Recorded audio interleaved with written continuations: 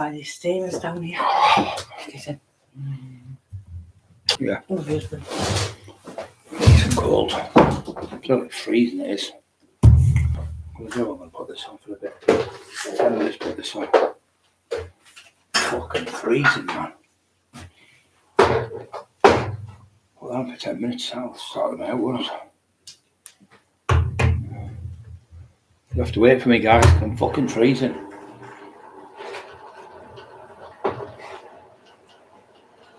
Coming on warm. Well, you know you can't fucking feel it. Can you feel that fire? It's all over here. She's got it all over the place. I hate things off balance and everything. I've got everything perfect in the rows and bits of rubbish and that. Emma, Scruffy come better than me. I have everything perfect. My wardrobe, my clothes all lined in, my hats, my socks in a drawer, and all in the proper position, all lined up. Bit of OCD, I think that is. You know, when you're in jail and stuff, you get it for doing that. I've had it since I was a kid. I used to have a little set of soldiers, and I'd be little fort. And have all the fort and have all the soldiers in that section, all the ones there, and then have like a little farm he had with little pigs on and chickens and all that. And he said they're all perfect, and my brothers would come in, make a mess. I go fucking mental with them. I was only a kid myself. That noise is the fan being on because it's freezing in here. Emma's got some candles the other week. She said when it gets really cold, we'll light them. Fucking freezing, the snow. My nose is dripping. Do you know it's dripping? It's embarrassing, isn't it? I'm going to buy Brian a coffee. Don't forget, yes, most appreciated. The only way is crazy. Hi, Brian, Emma. Emma's off out with her sister. Going to see a clairvoyant, which I don't believe in them anyway, shape or form. They're the biggest fucking charlatans, they call them, walking. Only way is crazy, yes, just said that one. Rob, hello, mate. Hope you're okay. Evening, everyone. The only way's crazy again. Canal, there's loads of only way's crazy on it tonight. Cy Reese. Oi, oi. Oi, oi. Edgar Lee. Everyone okay? Yes, Edgar we are. Freedom. Pleasure again. Evening, Pride, lovely. Emma, and in the chat, everyone. Had a good day. Yeah, it's been up and down. Me to see my dad. He's up. I'll tell you in a bit. I'll just get these through here. Freedom there. Little Colin Maguire from Liverpool. Bootles get knocked down there. Colin, I've just noticed. That's that place where that she comes from. He said, she said, he said, she. When it's a woman, next minute he's a man. So that would be, if he got you nicked, you get done, wouldn't you? Because if he was talking to himself as, say, Sarah, then he's talking to himself as Tommy, he'd get done for conspiracy, wouldn't he? Because he's two people. He said, she said, he said, he said, she see, she said, he see. Fucking state of that. And then calling people trolls when he or she's already been done in the Bootle newspaper, what the fuck it's called, in Liverpool, I think in the Daily Mirror, I think it was, for trolling Brian Harvey, torturing him, got him arrested. She's the one who made the fucking phone call to he was doing this, that, and the other, and when the cops got her, or him or whatever, got done off the fucking, wouldn't have been able to put it in the paper if it wasn't true. So it was in the paper, so why didn't she show the papers? No, because she couldn't, because it was all the truth. Then she tried to sue the Liverpool police. You all know what I'm talking about. Tried to sue Liverpool police. They went to court, kicked out, went to court, kicked out, went to court, kicked out. And then that's when she changed from a woman to a man. Because you would get more sympathy then, they thought. So she said, I'll change from a man to a woman. Fucking hell. Used to call him Teddy the such and such cop. The G something something cop. You know what I mean about the G something something cop. The G something Miss Y cop. Letter goes in the middle between G and Y. I won't say which letter it is. It could be O, could be P, could be U. So, yeah. Maria Howarth, how you doing, love? Are you all right, Maria? Lovely lady, Maria. She's been back on us since the day one. Poor Maria's got in trouble through all this fucking shit. But that little fucking greasy ginger fucking piece of dog shit.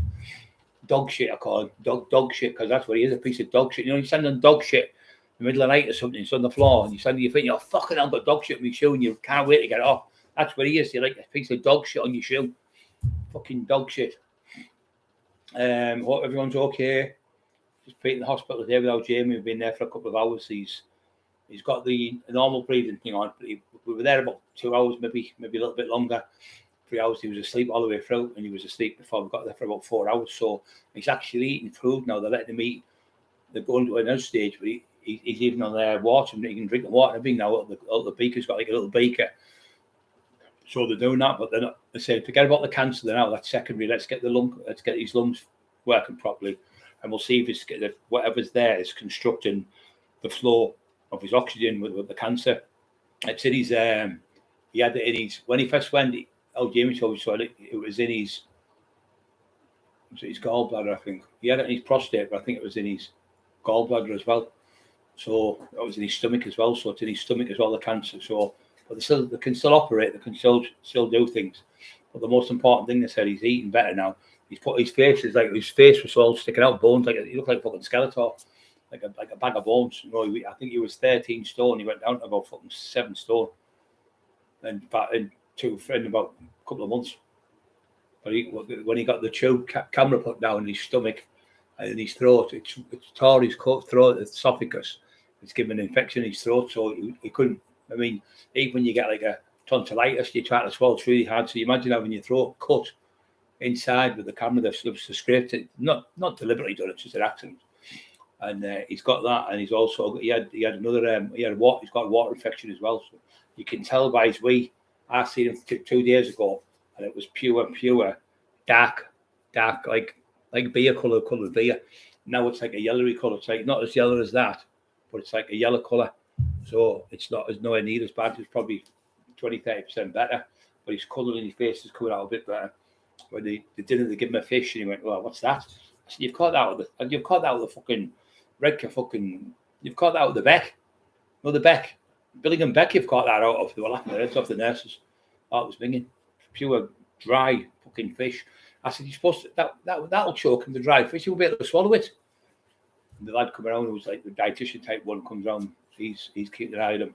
But I tell you what, it's the worst thing is the water in there. No, 3 hours in there, like I say, and the water's red hot. The warm water is fucking horrible, especially when in a ward. It's red hot in a ward.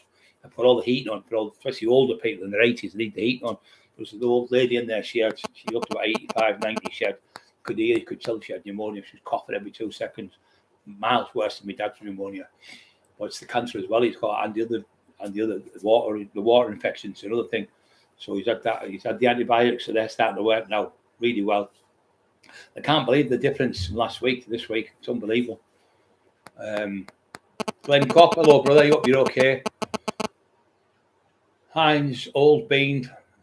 Am I Old Bean now? 2587. Stop acting the goat, you. Oh, it's a little dog. I thought it was a goat. I know you are. Hiya, son. Only way it's crazy. Paul Creswell, hiya, Paul. I thought he'd forsaken me at my hour of need.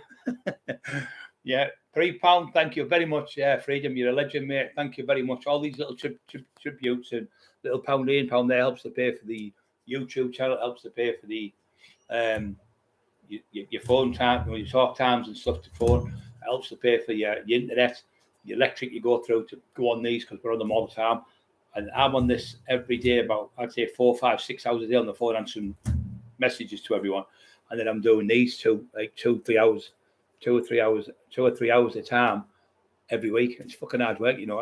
Rob, thank you very much. You're a legend, mate. I hope you're okay, Rob. I'll give you a bell in the next few days. See if you're okay. Thank you, guys. That helped a lot.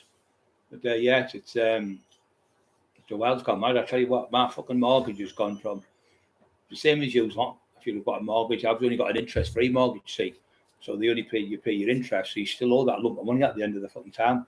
So after all 25 years of paying it, you still owe the money what the house was worth. I bought it for 80 grand, I'll still owe 80 grand at the end of it. But it's gone up to 260 grand, I think now. I looked yesterday. So I can easily sell it. So you only owe about just over 100 grand on it.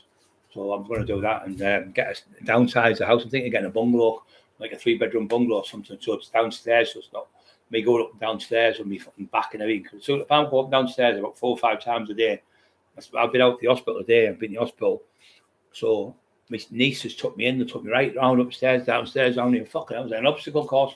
So when I come out, it took me 2 days now just to get on. So I've gone again with Jamie today, and because I've sat in the car with him, and you're sitting down and you're pushing back because you give me weight, the spasms have all come back. Key Commander knows what I'm on about. He's got the same injuries as me. I'm turning that off now. Just heating myself up, my old bones. Oh, see, I mean, can't pull the fucking plug out.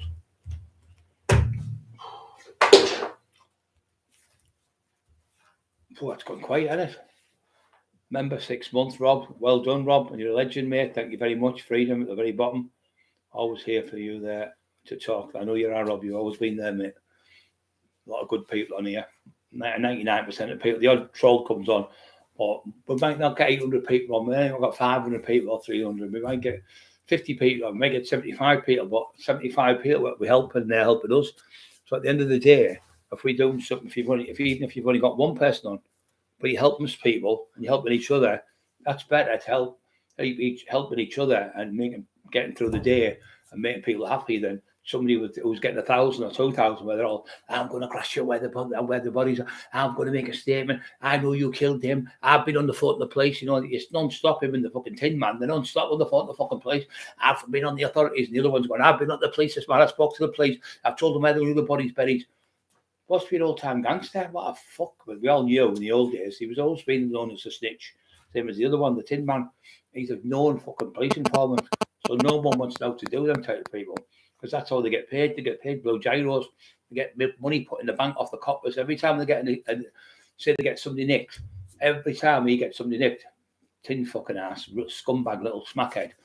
He has to see what happens because he's desperate now. He's on the brown now, the hard brown. It was just on the subbies before. Now he's on the hard brown. So he's going right fucking down like that. And he's also can't afford to buy spirits and stuff. So he's having fucking tins and they're full of sugar. And they make you fat as a pig. And I haven't seen him. See you later, Emma.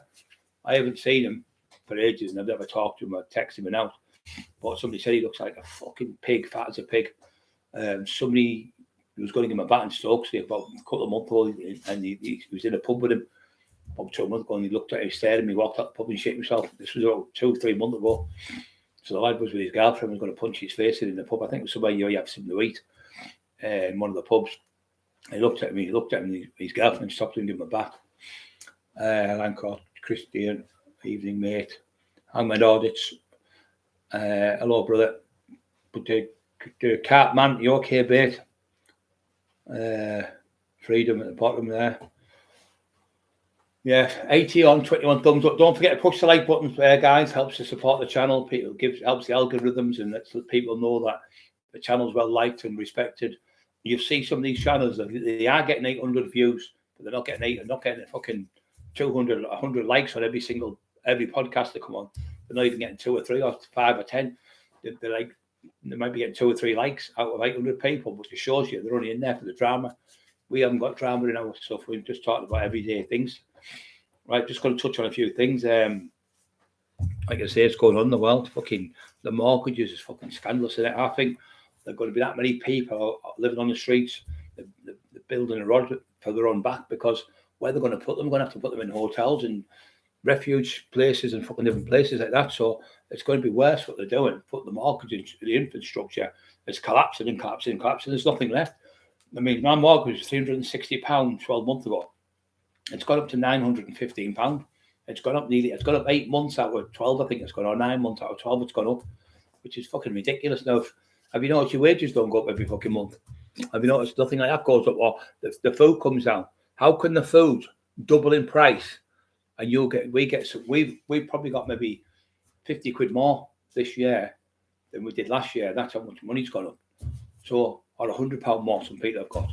But the food has doubled in the shops, as the Tesco's all, and they've nearly doubled in price. So you went in to buy a box of, I don't know, a couple of boxes of chocolates for £2. You go next time, it's £4. How can they double in price? And the money, wages only go up 10% or 11% or 12%. Doesn't make fucking sense. All you're doing there is people are struggling more and more, and people are going to go out. And if people can't get food, put food on the table for the children, they're going to go out and steal. And you can't blame them for doing it, because what they're going to do, let little kids starve to death. So what they're doing, they're making it worse. They're going to be more people in jail. It's something like £1,000, £1,200 a day, I think it is, to keep somebody in a cell. What for pinching £20 for the shopping? Does that even make sense to use? And by the time you take the court, you're talking another 20 grand to take the court. They've got to have barristers, solicitors, probation officers, social workers, prison guards watching them, fucking people taking them from prison back and forth, the courts, the judges, the magistrates, the clerks, the barristers, the fucking solicitors. Goes all the way through. You're talking hundreds of thousands of pounds to put somebody in jail for a few months for stealing something like £20 of the shop. That doesn't make sense to me. Does not make fucking sense. Doesn't make, can't work it out. It's mental. So if you rob something for 20 quid, costs hundreds of thousands of pounds to put you in jail, and it's, I think it's £1,200 a day to keep you in jail. Fucking balmy. So they love all this stuff, the government, because the more crimes committed. So what they do now is they're pushing people against the wall, and when you've got your back up against the wall like a rat, they'll just come and attack you. So even rats will attack you. You trap them in a corner. And that's what people have become. They're pushing people like rats in a corner. So people in the end are going to come like a dog. If you keep kicking the dog's going to bark and bark. And one day the dog will bite you because it won't put up anymore. It'll get kicked and kick it. And then the dog will bite back. And that's what's going to happen with the government. It's going to get overthrown. They're going to start writing the streets again like they did 20 odd years, 30 years ago. And that's what's going to happen. There's going to be massive fucking riots on the streets of London and Liverpool and Birmingham, Manchester, all over. I can see it happening. It doesn't take a magician to work it out. It doesn't take a psychic, Emma. She's got to see a psychic. And they're just cons, them psychics. They're fucking cons. You go and see them. I've got a mate who's one. He's on stage. I was with Kev Kilty. He's on stage and he stood there and he went, so say for instance, you're desperate and you've lost your mum. And you know for a fact what your mum's face looks like because you only just lost it a couple of days ago. So you go and see somebody, you're desperate to see him. So what they do, they'll turn all the lights off, put a candle on, and then they'll sit there like that and move the faces and like that, and they'll do stuff and say, can you see your mum? Can you see your mum? Because you concentrate that much, because you've seen your mum in your head. It's like a vision. In your head, you keep seeing it. So because you want to see it, you see it. And because they're subliminally sending the message to you and telling you, obviously, you go to your mum, you're going to see your mum, so then you do see it, but you're not really seeing it. It's just an illusion you're creating for yourself because of the grief. They're a waste of fucking money. They're a con. Harry Houdini said something to his mum. I can't remember what it was now. And he said, say, the cat fell off the wall or something, just for like that. If I say that to you, like his mum says, if I say that to you, it's me coming back. If I can come back, I'll come back. He said that. I told her what to say. And they had loads of one. They call them charlatans, where they find out and they've got somebody behind the curtain, pull the pole, a bit of smoke coming out and all that. So he actually teamed up with them as the one who written Sherlock Holmes was Arthur Conan Doyle. So he teamed up with them to bring these charlatans down because they were hurting people, because they were saying people's dads have said this to you and said that to you and said this. It was all fucking lies and made up bullshit. Nobody can speak to the dead. If anyone could do that, they'd be the fucking cleverest. But I've got that Derek Chora. Must have been 10,000 episodes. He never spoke to anyone. Leave my body. Get out of my body now. Did you see that one with him on? Fucking, that was embarrassing for Liverpool. I was thinking, oh my God, you're embarrassing you. Leave my body, spirit. Leave this house. On the name of Jesus Christ, leave this house. Doing all that shit. Like, as if he was a fucking priest or something. I thought, oh, it's fucking pathetic. I don't believe a word he's saying. And every time you went somewhere, it was already put in your mind, like, this place was killed. There was 5 people murdered in here. So you're in the place at, say, 3 and 4 in the morning, probably haven't got no food in you. So you've got no food, you've got no drink in you, no, substance in your body. You're more scared, and you're probably cold as well, where it's at. A freezing place. He's got pebbles in his fucking pocket, like little stones. Flick, click, clicking any of the stones scattering across the road or across the building you're in. It's fucking been dilapidated for 400 years. Did you hear that? What was that? And the leader dog go, just the door opening with the wind, fucking loads of shit. It's all props, and because they're because he's subliminally putting that message in your brain, you're setting yourself up for it. And the leader noise like a door moving like that, and they'll just make it. And your mind starts making it what he's telling you, because he's the psychic, and you believe him because he's the one there. Don't move, anyone. Don't move, leave, please. It's dangerous. Don't move. Fuck off, you silly cunt. Would never ever a fucking ghost. Just fucking. There might be one. Can you see Derek Chora, the fucking call him? Go to Stokes and see the Paul South ghost. Woo! You put the fucking willies up you, and the shark will bite you. Fucking hell. Absolute fucking balmy hand. And then what they do is, you're in your house, right? This is for people who believe in these fuckers, because they are charlatans. What they do is, you say, right, I'm going to take my mum and my dad and my uncle up to go and see if we can see my brother or whatever, being killed in a car crash or something. So you're all set up the family. So what they do is, they'll ask you your name and address. So you send your bank details to their bank details. They know where you live. So what they do, they send somebody around your fucking house. Oh, double glazing sales there. Would you like 20 days before they do? Or they'll go there. We just don't want no car in the front. And they'll go around. They'll look through the window, take a picture of your window, go around to your back, take a picture through your back window. They'll say that your paper in the back room blue. You've got a red car on the front or something. Or they like that, or they say, "Oh, you've had a blood on, you painted it red or something." So they've got that information.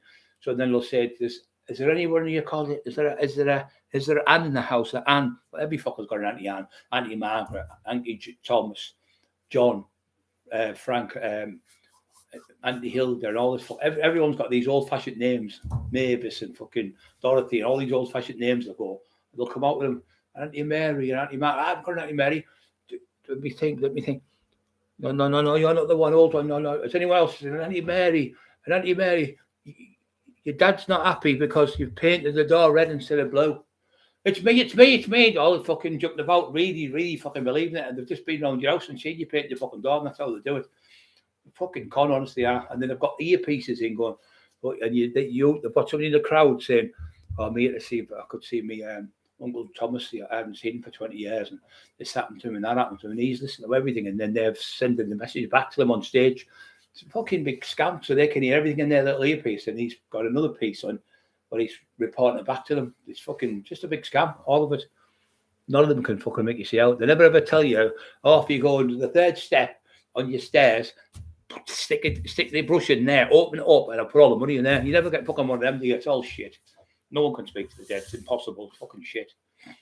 And people are desperate because they want to hear it and want to see it. So they go to these fucking scumbags and they go here and they give all this money away. You see them, some of them like these church ones, and the devil's in you, praise the Lord, and all that fucking shout. They're all fucking bullshit. As soon as they start saying, "And if you donate £1,000 to the Lord, your life will be saved.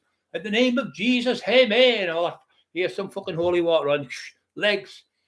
"The demon be out of you," and all that fucking shite to come out with. And then when they start asking for money, that's when the penny drops. It's a fucking con. Nothing wrong with them. They're fucking not wrong with the legs, and it's all made up. Right, what's the next one we're going? Psyche make a fortune. Yeah, they fucking do. Doesn't take a psyche to work that out. They might make a fortune, mate, but they're ripping people off because they're fucking liars. There's an old bloke, and he's got white beard. And you've gone on, you got that Eureka gal, and he's another fucking con man. And he said, "You that put it in the tube. He put it in a tube, a glass tube." He said, "If you move that, if you can make that move in there, and you can make that metal bend any way, shape, or form, even a tiny bit, I will give you $1 million." This is about 20 years ago, and he couldn't fucking do it. It was all con bullshit. Don't forget to push the like buttons for the size to protect the die. Oi. Papa Lazaro, Edinburgh Moto. Yeah, I don't believe in them. Not don't believe in none of them. Cockerill will tell you, "Bay, psychic make a fortune." They do. Psychotics make a little more fortune. Yeah. So, what was I going to say? I totally believe in ghosts, just not these guys. You haven't yet, then please hit the like button, show support for Ryder on this channel.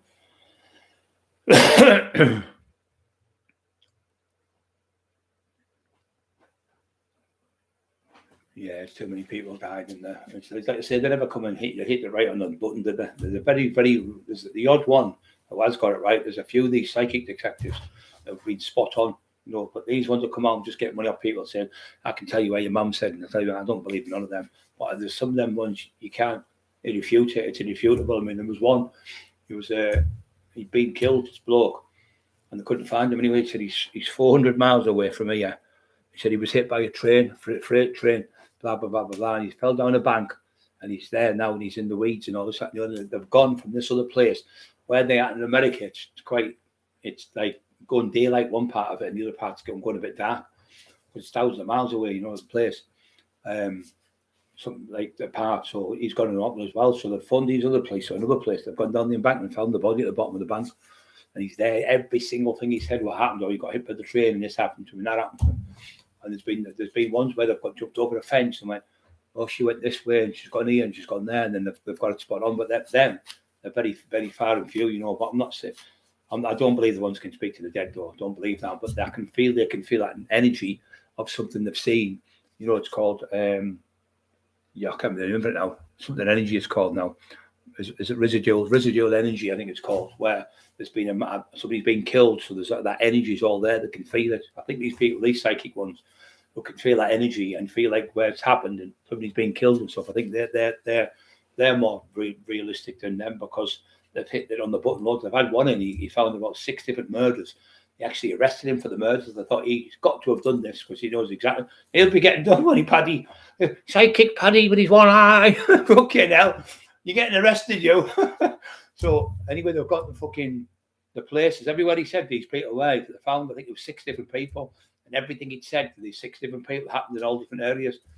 He said you can see chimney tops from where they're from. She was in a room and she could see from their eyes.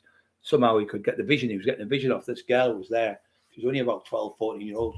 And they said it's chimney pots. It's got red on the top of the chimneys. And anyway, they got all the maps out. It's there. And they went over, kicked the door, and the little girl was there. So they arrested him for it. But it wasn't him. He was alibied, where he was. So I think of them are quite good. Freedom from Edinburgh. Anyone who can find anyone who's passed away or solve the murder of someone is amazing. That is true. 85 on. Don't forget to push the like buttons, guys. I think there was a lot more murders nowadays when I was younger.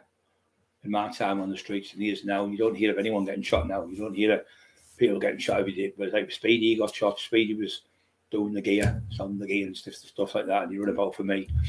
He went to go and meet some lads.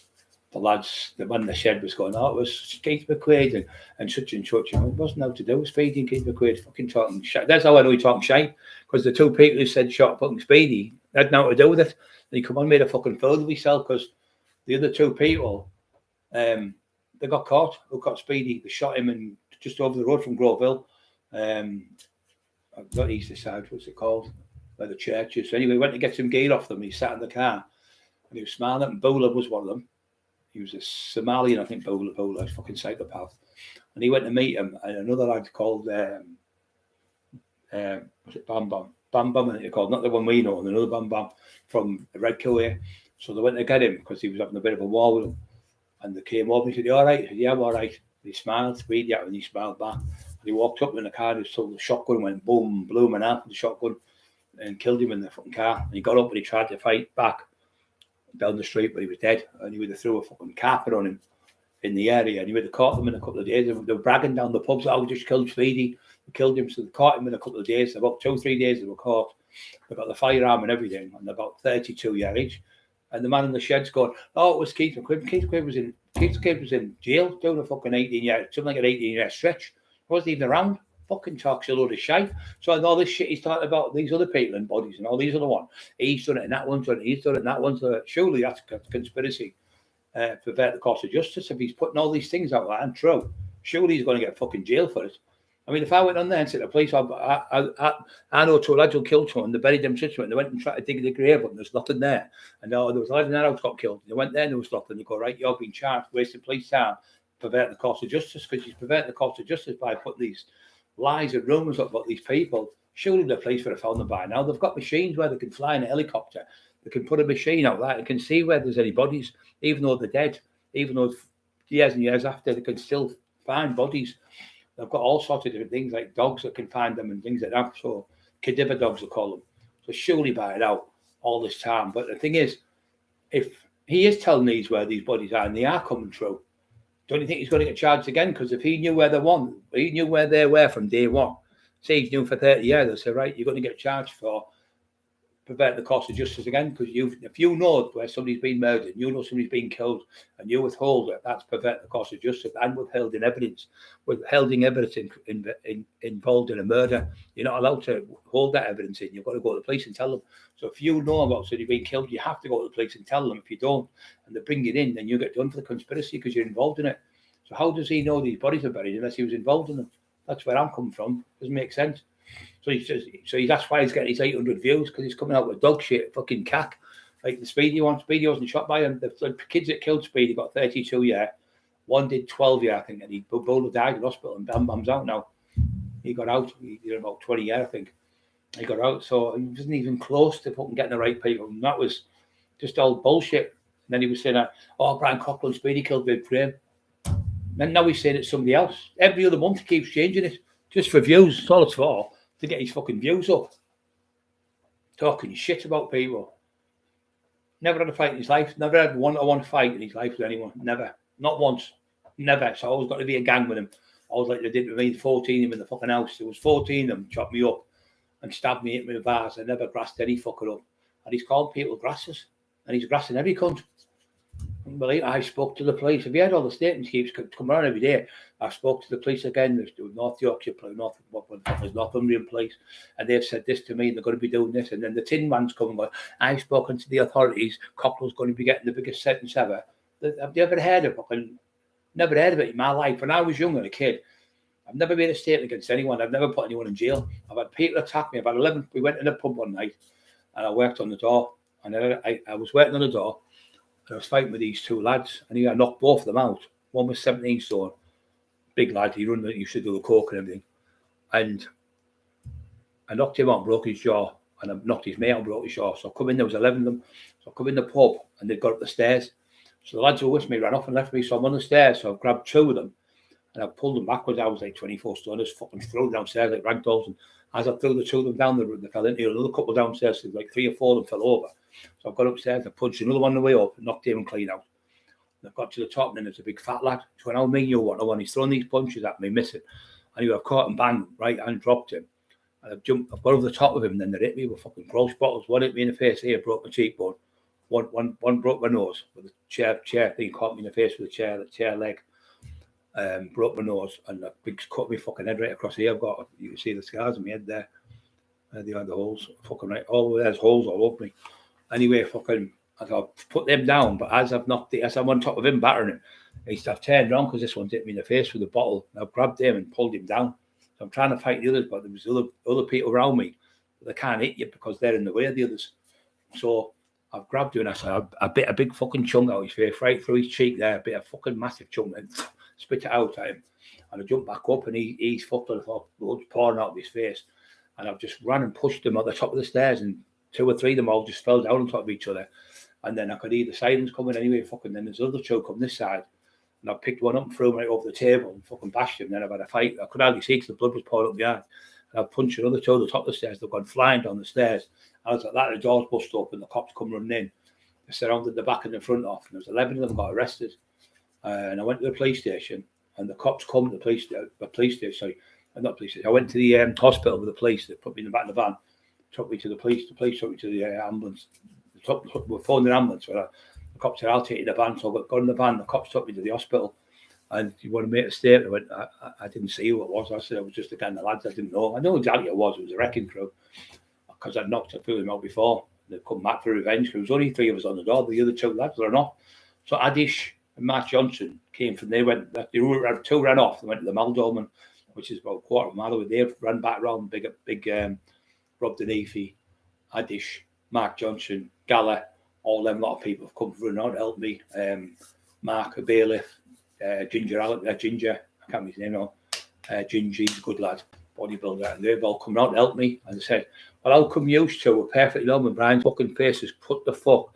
All his noses bust the fuck. All his lips are bust. All his eyes bust. All his cheekbones bust. And you've got all his shirts ripped and everything. There's blood all over his shirt with a white shirt on, you see. And he said, how come there's not a mark on you? So you've obviously ran off and left him, you fucking cowards, and they were fuming with them.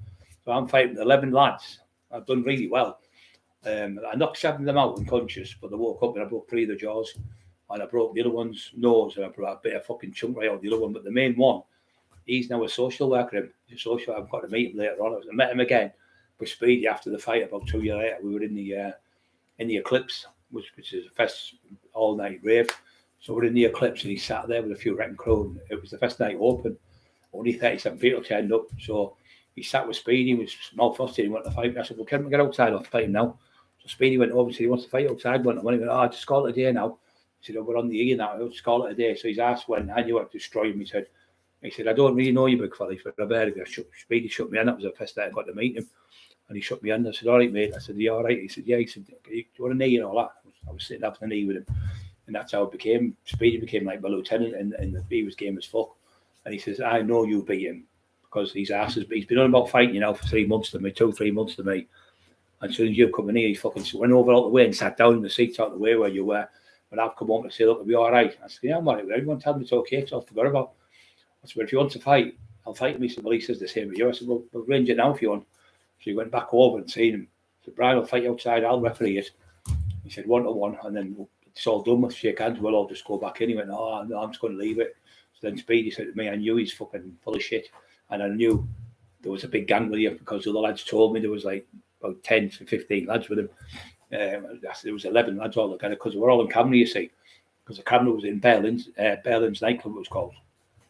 So, but within Berlin's, they're attacking me. So it's all cameras. In time was across the road, it was cameras. So the cops had them all on camera because I never made a statement that one person got arrested.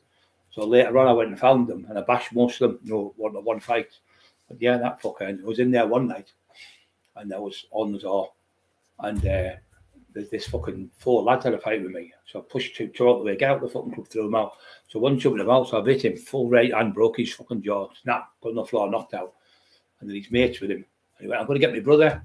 I said, who's your brother? He went, Brian Cockerill, twice as big as you. I said, go and get him then. Go and get him. Go and get the big daft cunt. I'm very soft as shit. So he was threatening me with me on the door. And I'm stood there with me. No, go and get him. I'll fight him. I never fought myself before, so I was thinking. He didn't know who I was. He just knew my name. So he used to have mad things like that, where at the doors. Fucking mental it was. But like people, the fights and the stabbings and the shootings and that was horrific. There's somebody getting shot in every day of the week. People just sit outside pubs and put cars pulling up and boom, blasting them with fucking shotguns and handguns, and people are getting killed and shot. And all over Teesside, it was fucking like the Wild West. We had guns everywhere we went. Every single where we went, somebody carried a firearm because other teams we were fighting against. But in the end, I boxed them all off. I ended up getting them all to unity as a together. And I got boxed all the Northeast off together. We all used to work with each other. So then I said, well, you've got your patch. We can't come into there. You can't come into mine. If you do come in, you'll be respected with dignity and pride and come in the clubs, let them in for free, give the free, get the drinks free, get them taxis and things home. Then I'd go somewhere to another town and I'd go to their town and they'd look after me. You've got Hartlepool, I've got Sunderland, any people like that. I've got Newcastle lad, and I get looked after. Durham, the Durham lads, different areas, Bradford, the Bradford lads. And I'd get on with these people because not so you respect each other. But if somebody does a favour for you, you've got to do a favour back for them. And I hate doing favours for people because you don't know what the fucking favour they want you to do back. Like me, I've had loads saying, do you want me to sort this fucking little daft cunt out? And no, it's all right. But he's just a fucking prick. It's insignificant little word. I'd swat him on the back of my hand and knock him out. But he won't fight me. He's a fucking big show. Big talker. Nice one, mate. You okay? Yeah. Sound, mate. Racing lady. Hello, love you. Okay. Timmy B in the house.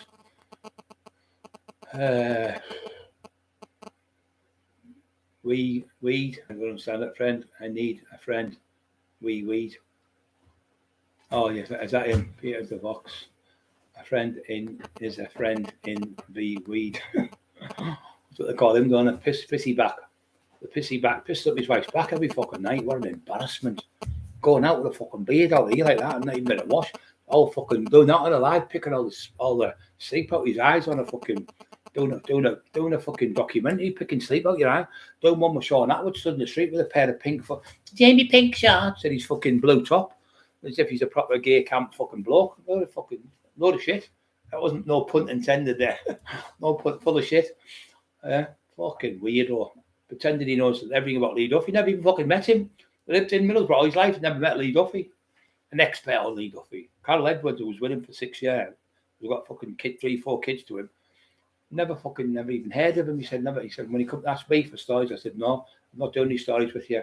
Fuck your stories. He said at the end of the day, I would leave him apart. And he was like, everywhere he went, he took the Jewish peoples. Oh, this is my wife who've got the kids too.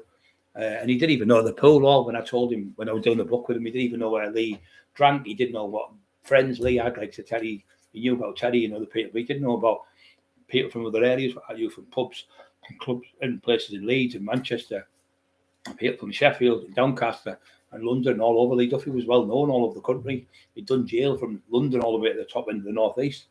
Been all over the country, and every jail he went though. Billy Robson Jr., all right, Brad, and you, and yeah, Big Billy's son, thank you very much. Great lad, his dad. Billy Robson Jr., good kid, used to come to the rave at the Eclipse when we had that, and the Coliseum. But his dad was a legend. His dad was still knocking every cunt out. 74-year-old his dad was, still destroying every fucker. What a fucking legend he is in, Big Billy. What a fighting man he was. He's got to be up in the top 10, easy in the top 10 in the country. I went about. He's a lovely man. I met him about 4 times. I met him at the rave in Sunderland. He went, do you want to come back to the house, big fella? We've heard all about you. And we'd rather be friends with you and shake hands, and shook my hands and got on with them. I was with big Stevie Hammer. He was a good lad, and we used to be in jail. We used to train that. You never stop training, you. Because I'd be doing our circuit. And he went, how long have you been fucking on that bag? I said, an hour. I went, a full hour on the bag, punching the bag. I'd have like 5-minute rounds and then have a minute rest. I'd have a 5-minute round, minute rest. I'd have a 10-minute round, then come off. And then have a 10-minute round, come off, and just do that all for the full hour on there. And then I'd do like press ups for like 10 minutes, sit ups for 10 minutes, burpees for 10 minutes, star thrusts for 10 minutes, burpees for 10 minutes. Well, I was doing them, like say 6 exercises, 10 minutes each. And just do that, just fucking non-stop training like a lunatic. And I was super fit, but I was really strong as well. I squatted. I went in there and they were doing about 4 plates each end squat, and I went and I warmed up with that. He went, what are you doing with that, mate? I said, I'm just going to warm up. Then warm up? I can only fucking do 2 reps of that. So I went on and I did about 15 reps, put it off. Mark Steele was there. Mark Steele, Steel Brothers from Gateshead. Lads from Gateshead were nice kids. And I squatted 7 plates either end for 10 reps. And they were like, fucking hell, when they phoned Ernie, because Ernie with Buick was good friends with them, because they all worked at the Blue Monkey with Big Billy. And Ernie Buick used to work there in Sunderland. And they all used to get on with each other, good lads. But like I went up a few times with Ernie. But I used to go to Sunderland to see Ernie Buick in Sunderland. And we'd go up there and he'd have trouble on the doors. And I'd go up to fight people for him, because he was on, but he was going to get nicked, he'd go to jail. So I went to fight a top fighter up there, I won't say his name, good big fighter. Top lad went into a club, he went all the way up the stairs to this club, right at the very top. And there was a big lad working there, he was a judo champion, he was in the Olympics for England. And he met me, he was fucking all the way up these stairs, I can't remember what it was called, went to the top, and I met Gina G. So I was minding Gina G for the night, and she's only fucking tiny, little thing. And she only sang, I think, 2 or 3 songs, she got $3,000. Anyway, she bought us champagne at the end of the night. It was 3 bottles of champagne we got off her. And we would sit there drinking in the lounge with Gina and other people. And then I went through another town, went to another place called Annabelle's. The lady was never the manageress. Lovely lady. She had trouble. It was New Year's Eve, and I'd got out on my home leave. It was the 30th, I think I got out on Christmas. Just New Year. So anyway, I went to Ernie's. So I goes up, I had the top of the range suit on. It was a blue, the 2-tone ones, and I got it from Saddle Row, where the Craze got their stuff from. Just to say, I got it made by a tailor called Joe Hind, Hind. I think he lives in Sunderland now, but he used to live in Newcastle. Joe Hind used to come down doing my suits, and he said, "You got a 58-inch chest, I said, "No, I fucking got it. I need a 60." He went, "A 58-inch chest?" He measured me to do my clothes. He said, and that's how I got my legs. You see, I didn't measure my legs. It was Joe Hind. He went, "Your legs are 36.5 inches. What do you mean?" He said, "Your leg circumference is 36.5 inches. I never knew it was the actual tailor who measured my leg." And when I started looking at the papers, there's no one. And he went, "Arnold's was 27. So I was nearly 10 inches bigger than Arnold, my legs." But he did have big legs. He had good arms, but he never had no legs, no calves. His calves were implants, a lot of people say. But he's a brilliant bodybuilder. Charisma. He was like you call that. He was tall as well. They like the tall, so he was good for movies. So he was like what they wanted. The Weeder brothers. They wanted somebody like him. They wouldn't put somebody on like Bell Fox. He was a black lad, but a lot of racism in the old days. So they'd have something like a picture boy or a cover boy, for the films and stuff. And that's why it was all brought in. Arnold shouldn't have won 1980, 88, I think it was, from 82. Shouldn't have won it. It should have been Tom Platt should have won it one year, and I think it should have been Lee Haney. I think not Lee Priest. Another year should have won it. I think he came second in. I think it was Tom Platt coming second. Luke, not Luke. I don't know what they call him. The little guy. I can't remember his fucking name now. The one who trained with Arnold, Franco Colombo, the one who was a doctor. He had no legs, fucking no legs whatsoever, and he won it. So it was a fix that year. But they had to have him in it because he was going to play the fucking, what was it? Not Conan the Barbarian. Yeah, played Conan the Barbarian in it. So he came in there and won it. He did to the Conan the Barbarian music. He won it, and then the film was on Fest, I think, or was it before? I'm not sure. So he had to win it. But the Joe Weeders, it's up to them. They sit there. They run the competition. and they put him as the winner, and then he was in the films when he's in, obviously, the Terminator and all them type of films. I think he wasn't a great actor, but he was great at being like, say, a robot, because he's done that, I'll be back, like that type of, when he wasn't acting, when he had acting parts, like proper acting parts, he couldn't act because he couldn't talk properly because he was like thick German accent. It was like very hard. But what happened is they put him in there where there were the parts where he could play easy, like walking around like the Terminator, didn't have to do much talking, walking around as a robot. So it'd be back. That would be perfect because it just sounded like what he is with a thick German accent, like a robot type of thing. So it worked perfect for him. But he did some great films, but that one with Junior was fucking awful when he was pregnant. It was stupid. Absolutely pathetic it was, that film. But he was a big box traction. Him and Stallone were the biggest two, and Bruce Willis, I'd say that he was massive as well. I would say Bruce Willis was the best actor out of the three of them, because the both of them, Stallone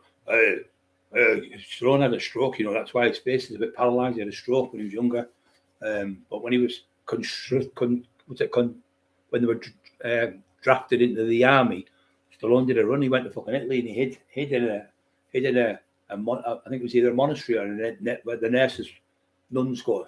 He hid in a nunnery. Sylvester Stallone kept out of the way till the war finished, then come back. So all this shit about how tough he was in the war, and people think he's been in the war. He hasn't been in the war. It was all bullshit. But he played the part. But Stallone was very, very out of the three of them. Stallone's the cleverest, really, really, really intelligent, and he written Rocky. He written Rocky because Rocky was a real bloke.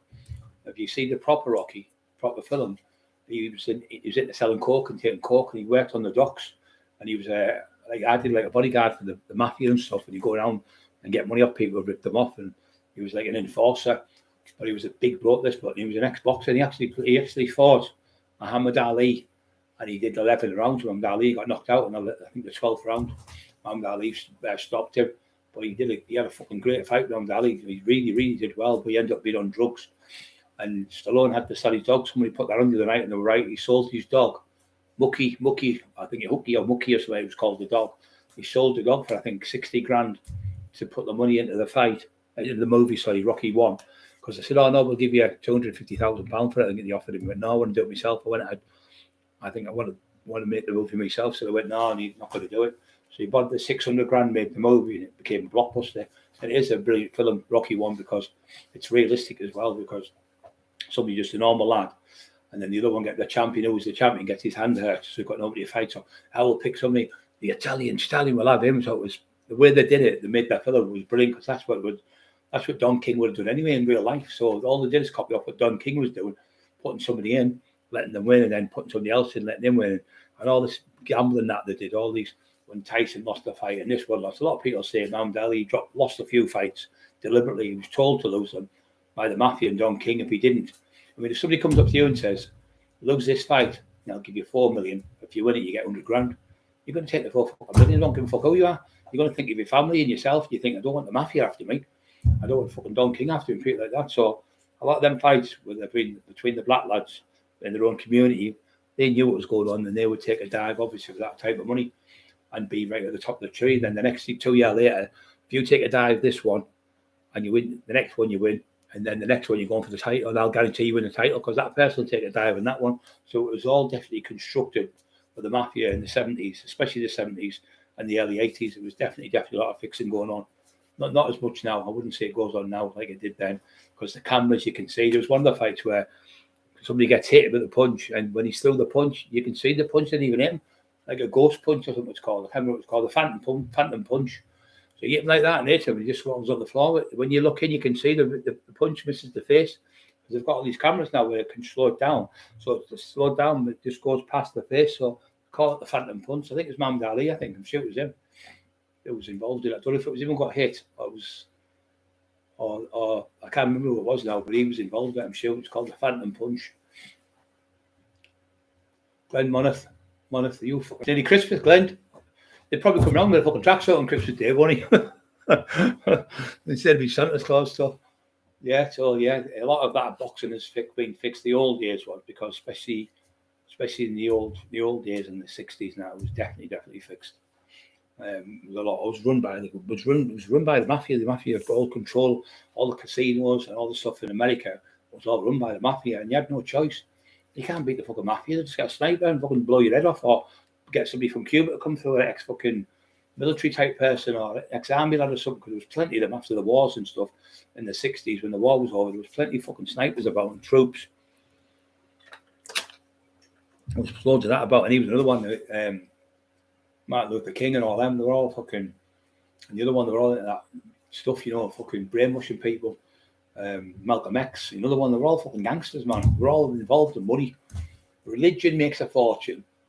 These, go give me money for all that stuff. It makes a fortune. It makes more than anything, religion. Look at the Catholic Church, the biggest corrupt church and the biggest corruption in the world. They were taking money. It was called God's Bank in the 1970s, and one of the Pope's emissaries, who was high up, a kind of a cardinal or something, was found hanging on one of the London bridges, dead. Because what they were doing, all the money was going off for the churches. But you think about all them thousands of churches around the world, the pro boxers, you don't have to put like 20 quid in. So what the mafia was doing, well, let's put money in, let's put, say, £100 in that one. It might only be fucking 30 quid. £500 that one, there might be 200 quid. So they were laundering the money through the churches. Trust me, I'm telling you the truth. So laundering the money, so people don't get push like buttons, guys. We're laundering the money, the Catholic Church through the Catholic Church for years, and they were giving them a percentage of the money the church was getting from prostitution, gambling, drugs, heroin, cocaine, young boys being fucking sold, slavery, everything. They were getting a percentage, the Catholic Church, and they knew about it. But it was later on when a new Pope came and he stopped it. That's what they were doing. They were definitely involved in it because they were just, you think what's the best way in the world to launder money? A church. Well, I found £5,000 in the thing this morning. I were up in the pool box. I found 20 grand. They were onto it, but it took them a while to get onto it. Well, you think all little churches in Mexico, Catholic, all Catholic, loads in Europe, Poland, and all them places, all Catholic churches were getting donations, and that was all going to the Vatican and fucking to the Pope in fucking Rome. And the Rome city itself is its own little place. You can't go in there and arrest people. They've only just started being able to do it. There was people like cardinals and top priests raping people. And what they used to do was they'd move them, say, from English church or an Irish one and send them to Africa, but he'd still be going raping all them poor little black kids in Africa, fucking getting raped. So they knew they were doing it. There's one thing, I think it's called Spot On. I think it's called Spotlight. That's it, Spotlight. And it shows you all these priests that have raped all these kids over the years. They all get caught. Hundreds and hundreds of priests all go to jail for it. And the money they have to, something like £750 million they have to pay out, or billions of pounds over the years, what they've done to all these people and kids, what they've done. They've made them confess, loads of them. But they would just make them go and put them somewhere like another country, like a third world country where they'll never be seen again. That's wrong, isn't it? It's supposed to be men of God. That's terrible. Covering it up and hiding it from, God sees everything. So shame on you, because he's seen what you do. And that's why he's got caught, because obviously in his infinite mercy, that's why he got caught through the television and the people coming forward and making statements. Like I said, anyone's been abused of anyone, no matter if it's 20 years ago or 2 minutes ago or tomorrow or next week, you go to the police. There's no such thing as being a grass. If someone's raped you or someone's sexually abused you or sexually abused anyone you know, you go straight to the police or your school teacher or anyone you can trust.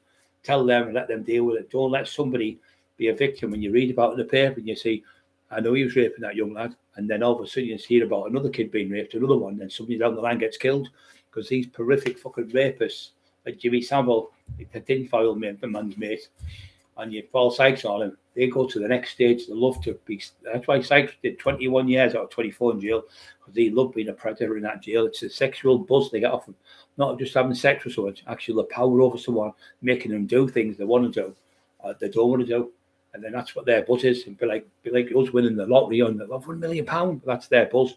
They'd rather have that buzz and that power and bullying people, making people dance on pool tables and laughing at people. It makes me fucking sick.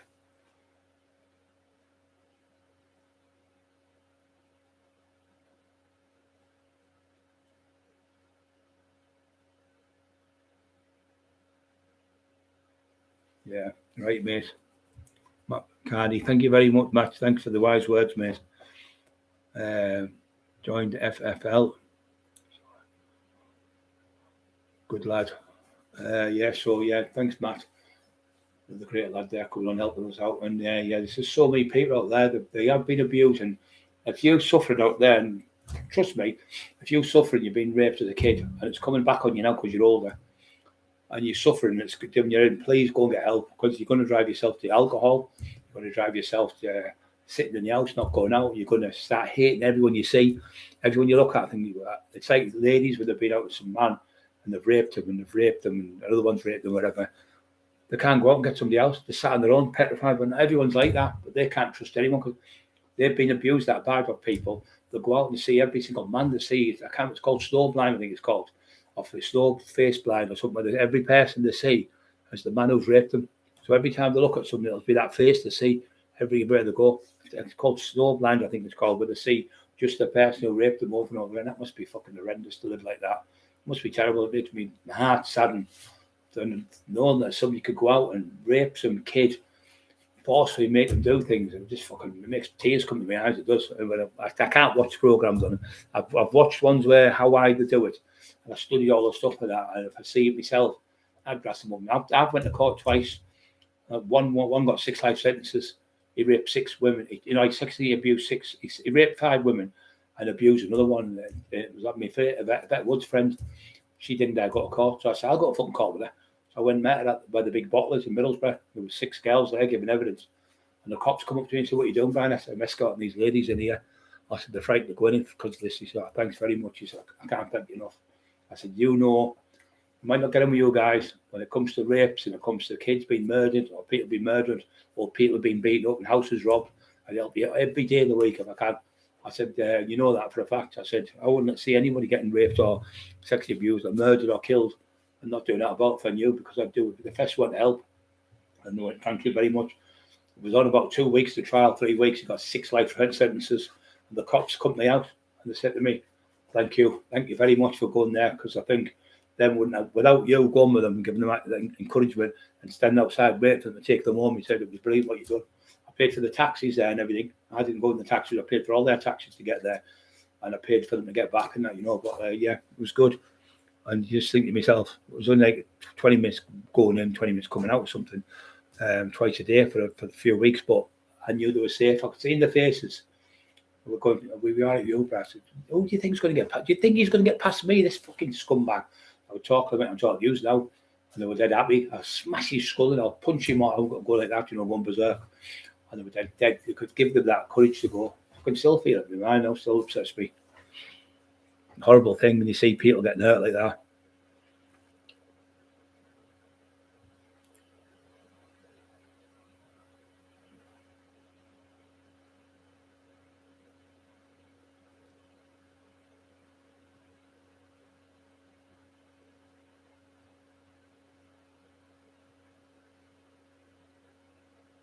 Yeah, I only do my own stuff, mate. I don't take I don't take nothing off anyone. Only person who talks to me, who tells me what to do is the Lord Jesus Christ. Nobody will come up to me and say, how wouldn't you go and beat him up? Or wouldn't you? I've had jobs where I've been offered 20 grand and go and get someone and take, say, 100 grand off. And I said, no, I'm not doing that. I've got 5 kids in the house. I'm not going to the fucking house for 5 kids. What, the young piece of fucking shit? And I'll end up beating the fucking lad up and punch the fucking lad who's giving me the contract. I battered him. I won't do that. I won't go to kids' houses where there's children. I won't go to fucking houses where there's people in the house. Smash people's windows. Fuck off. Beat people up in front of the kids and that. One wanted me to beat this bloke up in front of his wife and kids. I went, fuck off, you scumbag. I'll smash your fucking teeth in him and you could fuck off now. I even warned the kid that he was after him as well. I thought, what are you doing, son? He's after the kid moved away. But I thought, no, I'm not letting somebody get beat up like that in front of the wife and kids. Cause I wouldn't do something I wouldn't want done to me and my family. So I've always been a family man. When my family, my mum, my dad, my brothers, my sisters and things, I would always look and think, would I do this? Would I do this to someone else, myself? Or would I get somebody else to do this? No, I wouldn't do it. What I used to do, I'd wait for somebody sitting in a cul-de-sac. I'd wait in the cul-de-sac for him. I remember going to one, this is true story, I went out to pub, got a tip off from a lad from Seaton Lane saying the lad's selling coke, he's got 20 grand with the gear in the house. He said, but he's selling it to a lad. So he'll get both of them, the money and the gear. So it was a dead end, so blocked the car across the road. So you had to go around my car on the pavement and come round. But I was out hid around the corner. There was, like old council estates where they've got like a toilet outside type. It was one of them types. I stood on the side of it. Anyway, I jumped over the side of the wall. There was a gate there. And I went to go to the door, and I got to the door, and I could see the money on the fucking table, because the house was like this, where the door was right there. And the door was open. I had 2 baby gates each side. It was on that side and on that side. The one went in the kitchen. One of them, I could see the money on the fucking table. That's how pathetic they were. So I went to get over the gate, and a baby came out 3 or 4 years old. I went, "Oh, fuck this." At 10, what are you doing, yo? I said, you'd have to put on taxi in a minute. And he went, when the kids were there, I said, forget about it anyway. But he ran back in the house, and he pulled this gun out to me. So I'm halfway down near the gate now. I've turned around. I've got to get over the gate. I've just opened it. And I turned around. He went, "I'll fucking shoot you." I went, "Oh, you daft cunt." I ran at him anyway. Shot me. God, my dad's grave. Shot me with this fucking gun. No bang or anything. But he had there, not the poof, the noise. But it wasn't bad. It hit me in the chest when he had a really thin t-shirt, not like 2 tops of gun. Hit me in the chest. This thing went, I got a fright. I did get a fright. I'd done that when he hit my chest. It was like in there, it was like tangled up. And it was a BB fucking thing. Plastic fucking BB bullet. One of them daft little plastic ones. The yellow one. Like that colour yellow. Like colour as that. Yellow pellet. But it just showed you the bottle. I still ran at him with the gun. He shot me. He went, "I've got the kids." I went, "I don't want a fucking taxi, daft cunt." I said, but anyway, he phoned me next. He phoned me back up about an hour later. There's 17 of us in the Jeep. We'll fight you. I said, "Okay, I'll come to the Mountain Lodge. Come and meet me at the Mountain Lodge now. We'll meet with us. So how you want to come with us?" So I said, "You keep behind me." I'm doing all the boxing and stuff and waiting. So how can you get 17 people in a Jeep? So anyway, the next day they went, "Oh, if you come to my house, I'm going to get the police." I went, "Wait a minute, last night you're going to get this boxer to fight. We're going to get this other one to fight." I've got my mate, Kev Richie Muse from over there. Richie's still alive. Richie does all the security.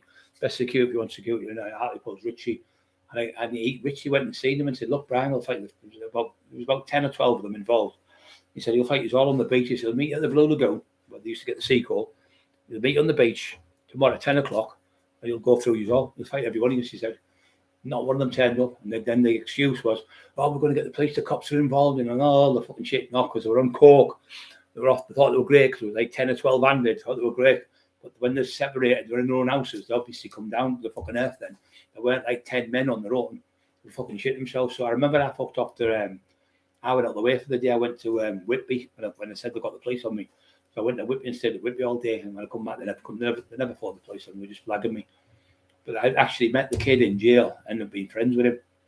Ended up being friends with the kids in jail. It was like one of them bad lad, tell you the truth. But yeah, as soon as I seen the kids, one was about 3 and one was about 4, I thought, "Oh, fuck this, you can't do this."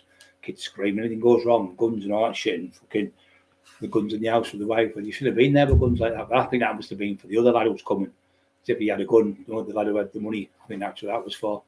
But the fucking shit himself. He talks about and tells people the story in pubs still. Oh, just to say, Big Billy Tobin, seen you today, son, all the world. And he hasn't, and Big Billy hasn't said a fuck. And Billy Tobin. All them have mentioned Mick Sorby's been back on the phone. Not one of them have called me. The Tin Man, Billy wants to fight you. And Billy said, "Fucking joking. I couldn't be Brian Cockerill, you daft cunt." So he said it was him all the time. When we were talking about you, he kept cutting off and splicing it. So they're going, "Yeah, Brian's the best, and Brian's this, and Brian's that, and Brian's a great lad." And Mick was trying to talk. He said, "Oh, I'm not allowed to talk about Brian." So he'd done that, but he'd left a bit on. So I knew Mick wasn't. Mick's never lied to me. So I've known these lads, Philly and all them, used to knock around with my brother and my dad. Worked the beach with him and that, so we all know they're all how Jamie knows them all. Well, he drinks with them, plays snooker and pool with them. So they said, "Never said a word about you, Brian. We never once mentioned your fucking name." It was him trying to get us to say things, but none of us would do it. So isn't it great when you think, okay, because I was in the hospital the day when my dad is. Billy's in, he's got stage 4 cancer, bless him. Philly and Billy, they're both brothers. But Philip said, never fucking, he's like, "Hey, Brian," like waving over to me. But I never got to talk from for ages. And he said, "All right, what are you doing? You all right, big fella?" And all that. I said, "Yeah, are you all right?" So he said, "I've got cancer." So I'm going to go and see him. Not tomorrow, the next day. I'm going to go and sit with him for half an hour, have a little chat with him, get a couple of pictures, put it on the podcast. That really pisses this cunt off because I've seen Mick. He said he was calling me. Mick said, "Brian, I treat you like a son." Vulture went, "Brian, I love you like a fucking brother. I love you." So all these people have come on and made him look good. So I'm going to go on the podcast. Billy Robinson. What's he called? Dave Robinson podcast, Hartlepool. I'm going to go on that, do a little podcast with him. My little brother Vulture, I love him with all the well. I'm going to set that up in the next few weeks. I'm going to do that. I've got a new few. I'm going to do another Yummy B podcast with him because he wants me to do one. There's a couple of other podcasters asked me. I'm going to obviously, once we're going to bury our brother Dale next week, so going there, and then we're going to be doing the boxing thing for Dale in his memory. So it's all coming together brilliant. Everything's coming together fantastic. You know, my dad today looked miles better. He looks like a total. Looks 10 times better than he did last week, but with no water in your body. He said I was hallucinating. So that's because you've got no water in your brain. It's called delirium. You don't know where you're at. It's like being in the desert when you're sweating and you just start walking around and you see fountains and all sorts. It's all just hallucinations because you're dehydrated. So anyway, he started the drips on him. The drip they had the other day was big, I think. The one he's got in there is not as big, but he's actually drinking water now and he's eating ice cream. He's eating mousses all the time. I said, how the fuck did you get a mouse through here? How did you get Bear Grylls to come and get it for you? What about a big mouse coming? All the way from Canada did the mouse come? They was laughing their heads off of us. But yeah, all that shit about Philly said this and Philly said it was all shit. Never ever called Brian Cockerill. Not a thing. Jamie asked him. Jamie was drinking him. He said, no, not one of them have said a word about you. No, I told you that is because when I said to him today, he said, oh, you're right, Jamie, what you said about a year ago. They all think the world of you, Brian. Every fucker does. It's only that daft little cunt, little rat getting in people's ears like a little earworm. Like Vulture was right, a little earworm. Yeah, it wasn't a spud gun, mate. It was one of them daft BB fucking things. You know, it's like a BB gun when you get a pellet. That's what it was. One of them stupid fucking things. It might as well have been a spud gun, and I'd get a bit of potato out of it. Yeah, but the daftest fuck and they must think. He's got a gun on them, pull a gun on you. And then when we went, it was me, Richie Horsey, Vulture, a couple of big lads from Hartlepool. I won't say the names, they don't want to get mentioned. There was another kid from Hartlepool who was their brothers, 3 brothers. It was Bam Bam and me. It was BJ from allegedly from Groville. And I think it was 17. So what we done is I had trouble with this lad. And I was going to attack someone. And anyway, the fucking lad was shutting his mouth off, couldn't do this and the other. Anyway, it was the lad who I was looking after was fucking called, you know, like Tin Man. Little rat like him, and he was saying he'd said this and that. So I went to have a fight. There's about 30 of them. So he goes over. We had the 911 Porsche. Bam Bam with a 911 Porsche.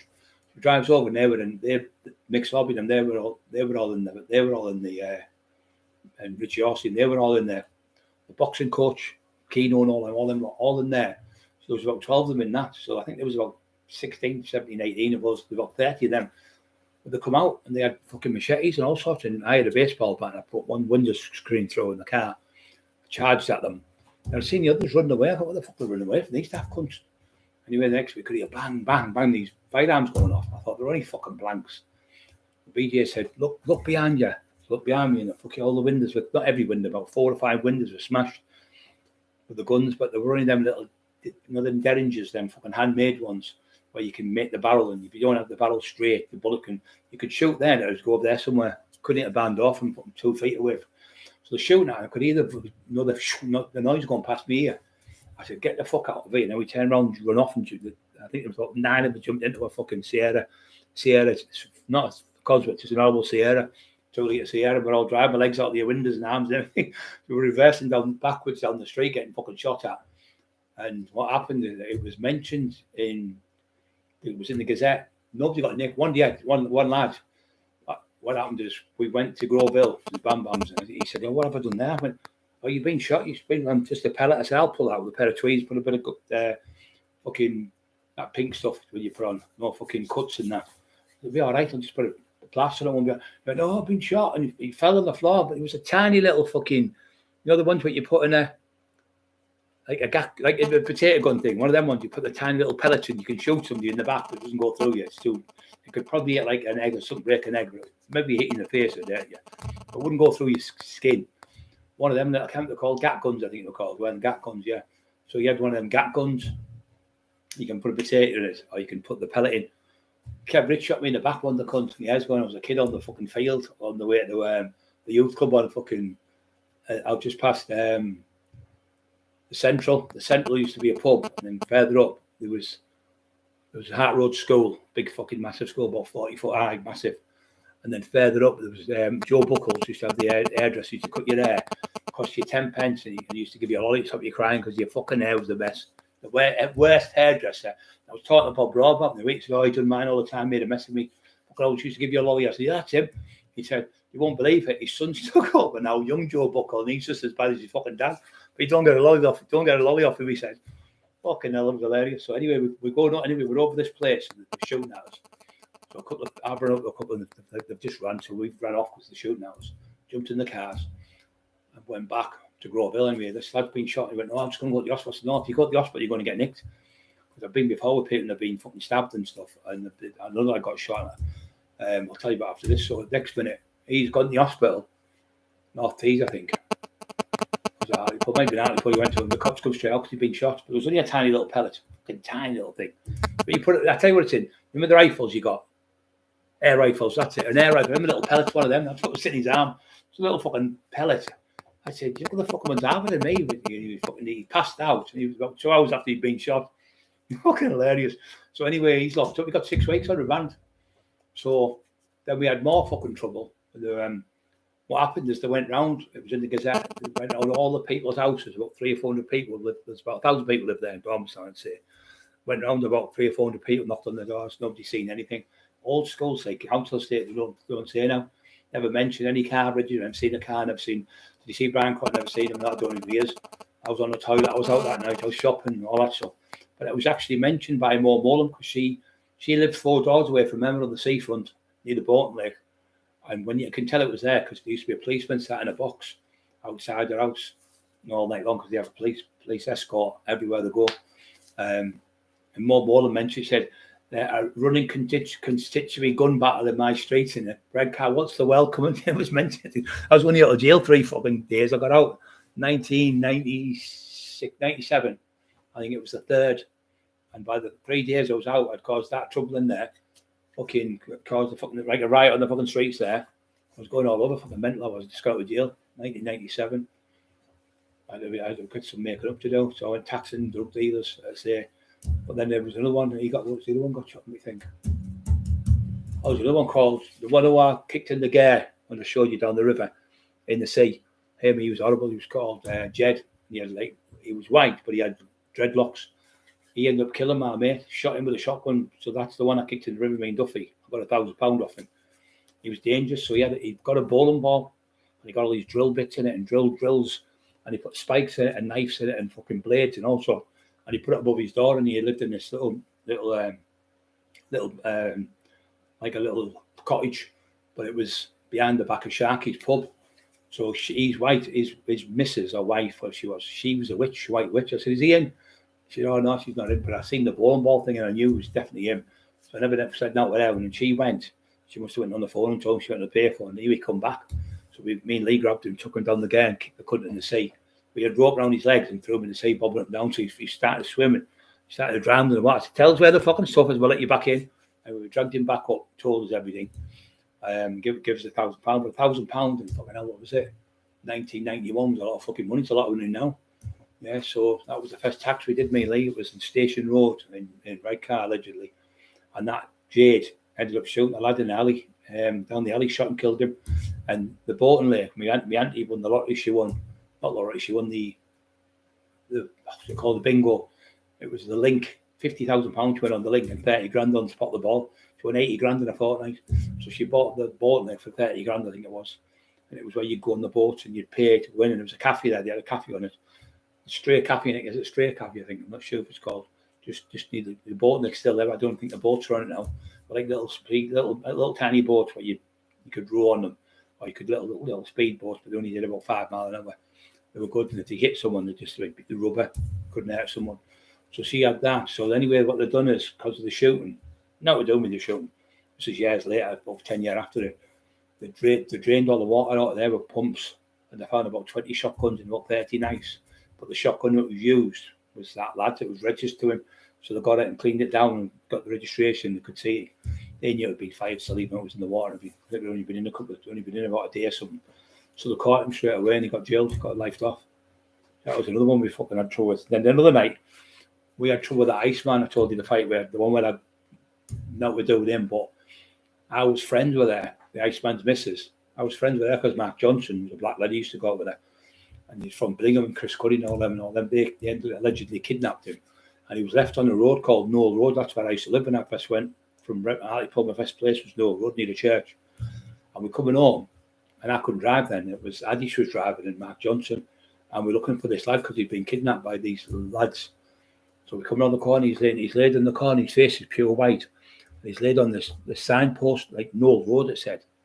I've gone, what's the matter with you? He said, they battered me, they beat me, so he was stabbed up. And we got to him, he had a plastic bag round his ankle and round his thigh, around his kneecap, been shot on the top of the leg and shot on the bottom of the foot. So I picked him up and threw him on my shoulder. I was fucking my tracksuit, my tracksuit top. I had me proper jacket on. I took that off, and I put a jacket, like a training jacket on, because I had my jacket I went the door with. So I shoved him on my shoulder and I put him in the back of the car. We drove him straight to the North East Hospital. We went in there and said, look, we've just found this kid on the road to see, he don't know us. I said, we just found him on the road near the church. We're just coming home from work. We work on the door. In about 10 minutes, the cops, 10 armed response, all pulled the wallet. Said, oh, we need to take a statement. I said, right, what you're on about? I said, we just found the lad. So I just said what we did. We found him on the road. We never said no names out. We said we didn't know. We did know it was. And anyway, the lad never made a statement, and everyone got off in the end. But yeah, so that's what it was like. People getting shot for fucking next to out. Crazy it was. Crazy. Mad as fuck. People getting shot every day of the week, or guns going, like people getting shot in the legs, or people getting shot fucking never seen again, took away. Loads of people used to go missing all the time. Freedom, I hope you're all right, mate. Harry L. Johnson, friends of mine, ask them. Yeah, I know Harry L. Johnson, he's a good lad. Yeah, he's a good lad. He used to come on all the time before. Yeah, so yeah, Harry L. Johnson, yeah, bless. Jade. Yeah, Jade. That was his name, Jade, you're right. Yeah, he got fucking, he was dangerous, wasn't he? Fucking dangerous. John Goddard, I think it was, he shot. Shoot John Goddard. He killed him. Shoot, it was him in the alley. Almost certain now. It's just as you come round that street on the left-hand side, he was at this alley there where you could go down the alley type of thing. He got shot in that alley.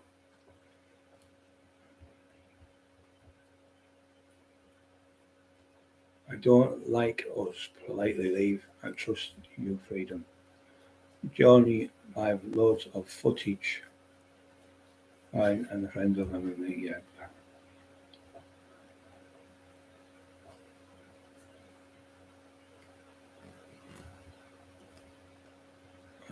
I sat in there, agree with his pattern. He's calling Brian and Emma names and shouting lies about the shooting, the lies about them.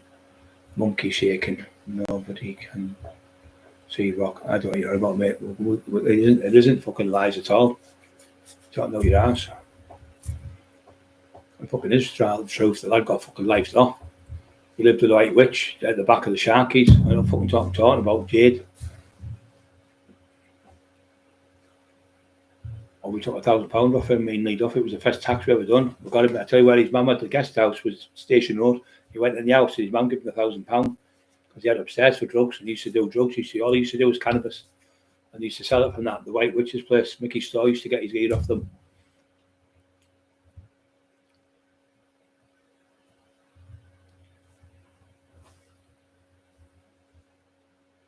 Yeah. There isn't the fucking lines. You can go back in the archives, you can see the shooting when it was happened there. You can see the lad who got killed. Shot him in the fucking alley. Oh, he was one of them, was he? Yeah, just a fucking crank. I see what you mean now, mate. He was calling us names and agreeing with Bull's lies. Yeah, fuck him. Yeah, he wouldn't even know about the shooting. I'm sure he's I don't know who he is, I'm not a clue, but I've seen him talk when I was before. He was all right before. Obviously, he's fucking idiots, and they don't like sometimes what it is. Sometimes you've taxed the relations or the dads, and they don't like you because you've taxed the dad or something. But they're when they're around, they're probably 5-year-old, it's gold 6-year-old, wouldn't have a clue that the dad's fucking grass people won't got them in jail, or they haven't got a clue like the tinfoil. Makes a book about putting someone and then starts a line. Like when you went out before, I see the lads today. So I'm going to go over and get the photographs with all the lads to prove none of them said fuck all about me. It was all lies from that daft little cunt. And this is what makes us head in, you see. When you get a narcissist and you expose him, you never see the fucking no more now. You can't see him. He says he's daft bellenders and all that, but no one's, there's another thing, no one's watching them. Emma said, I don't watch. She said, everyone stop watching all this stuff now. They don't watch nothing, none of his podcasts, none of his footage. The last time he was only had 12 people, and on that 12, 4 or 5 of them were fake accounts, the same ones, and that Irish cunt, he's a prick, him. That fucking Irish prick. He's telling me, when, my brother's doing armed robbery. My brother's an armed robber. He's done armed robbery. Not proper armed robbery, street robberies. I thought, street robbery, that's like some old woman coming out of the fucking off door, getting a pension and robbing a fucking money, or some old man. Just street robbery. He's got 5 years with the fight, putting a gun to pay. The gun he's got like a metal thing like that, a pole. It's an embarrassment. He called pop, bang, he calls it. He's fucking mental. Never been a robber in your life. You're fucking crank. You're a smackhead. You've gone out and you burgled up. I got told from Peterham Island, you rob people's houses. You're a known burglar robbing people's houses. Smackhead. And you sat taking smack in front of your children, smoking, making joints up.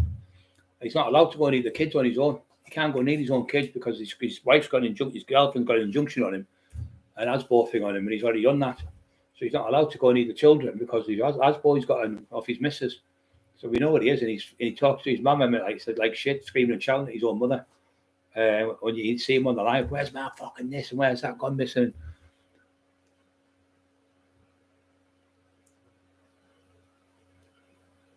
Yeah. Yeah, it's what you call a snake in every camp. What you call a tinfoil, what in every camp. He tries to be, but the day what's happened is some people wake up and they all use on here. I'm not a liar.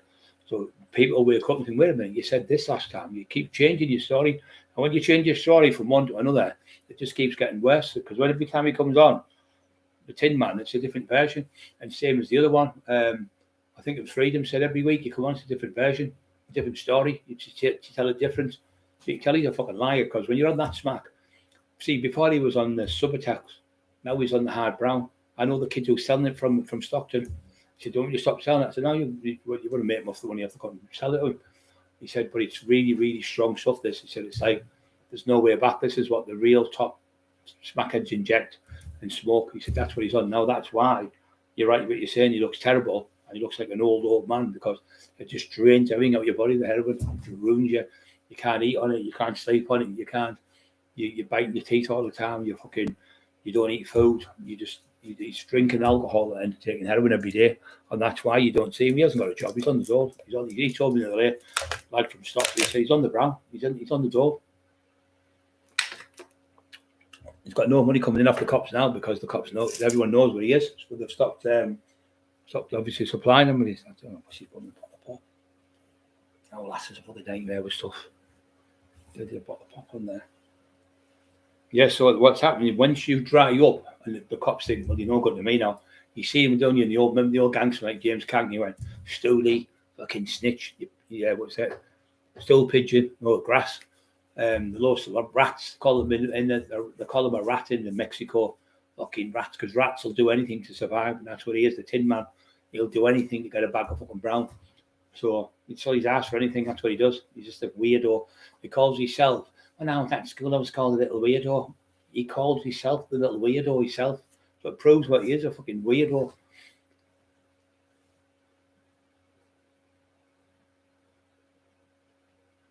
Yeah, mate. We're on to him now.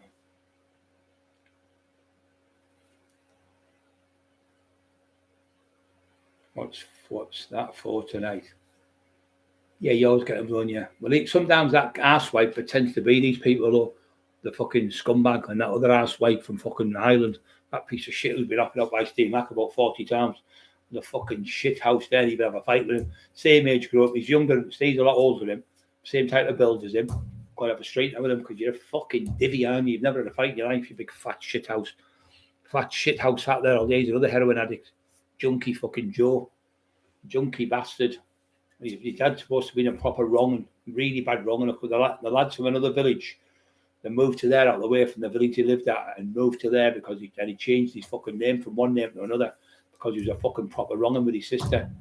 That's all come out as well now. A really bad wronging. But not his sister, the fucking Irish ones, supposed to be fucking diddling at his own daughter. And that's why they're pissed on his grave and all this stuff. That's why the people call him an island. Never comes out of anywhere. So that's why he died early all this fucking shite he comes out with. I was a fucking Roman. All it comes out in the end, Timmy Bay, done it, son.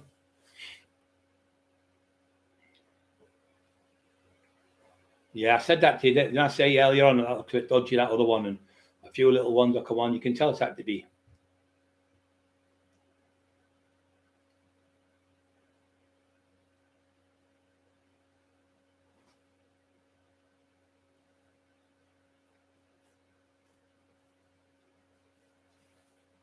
Yeah.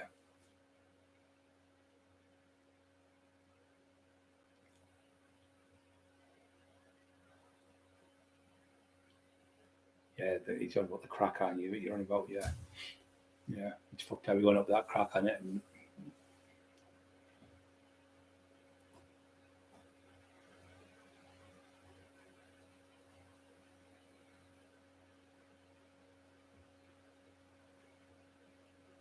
yeah, he's been done. His brother's been done for 5 street robberies, and he's been done for 2.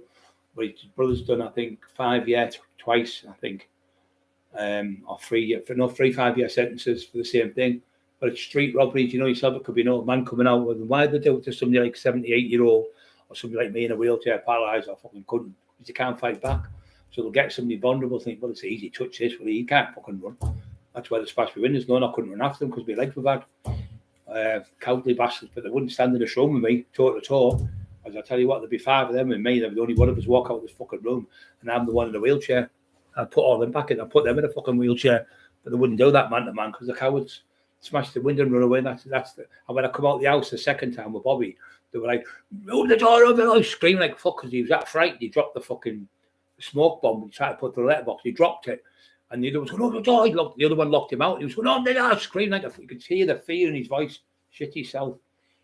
Fucking shit houses.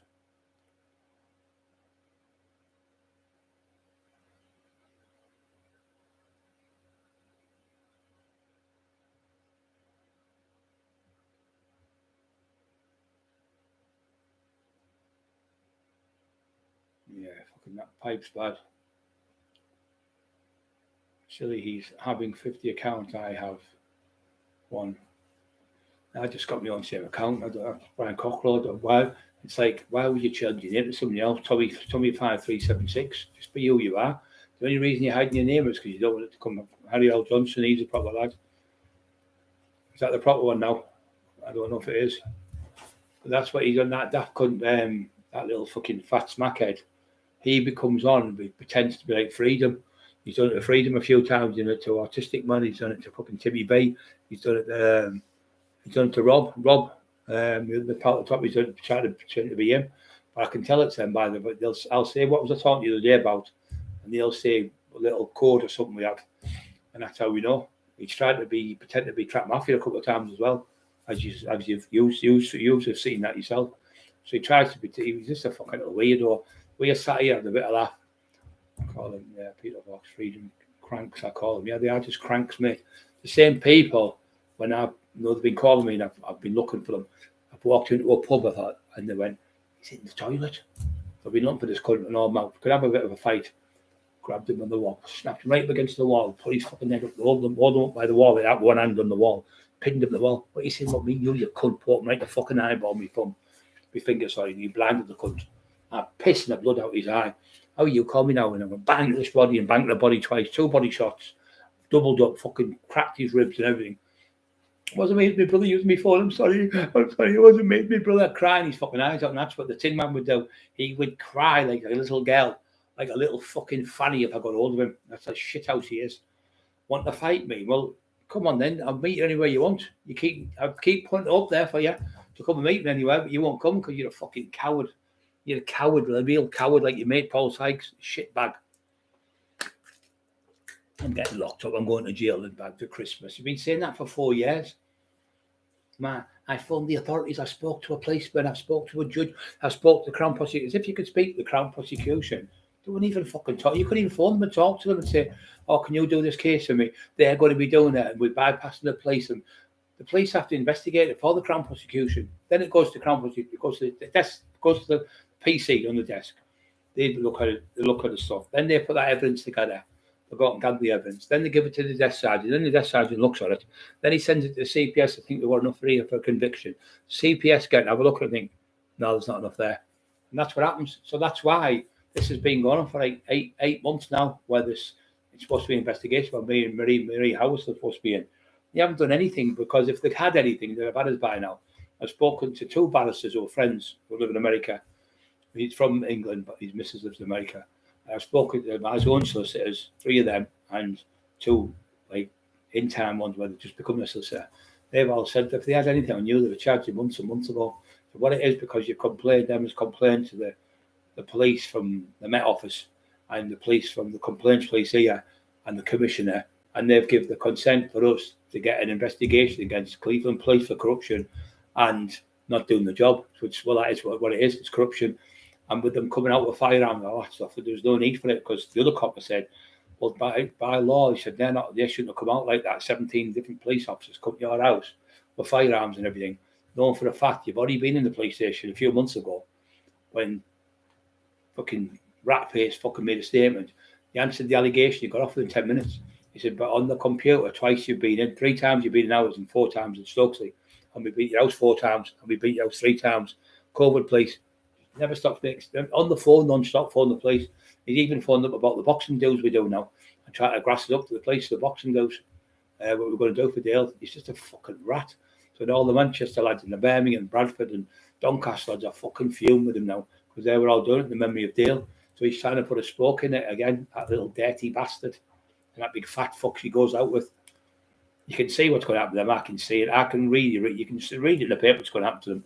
You'll see them a couple of times fucking battered to death, or fucking house burnt to the ground, or fucking shot to death. That's what's going to happen to him. You can just see it a mile away.